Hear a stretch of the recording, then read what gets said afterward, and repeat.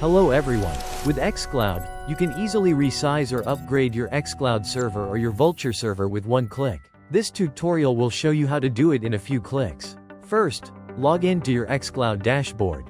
Then navigate to the Servers tab at the top to get a list of all available servers. Click on the server that you want to upgrade or resize.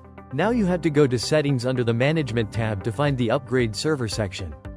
To go there directly, look up and click on Upgrade Server in Advanced Search on the left side.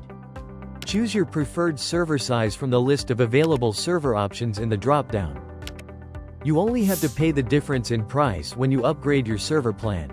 Any unused portion of the previous plan is carried over. You can also compare the current server status and price with the upgraded status and price from xCloud. Now, click on the Upgrade Server button to proceed. You will now be taken to a confirmation screen.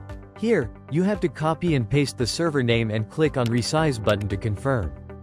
The server resize will then be successfully initiated. So there you have it. We hope this video will come in handy. Subscribe to the xCloud channel and stay updated. Happy hosting!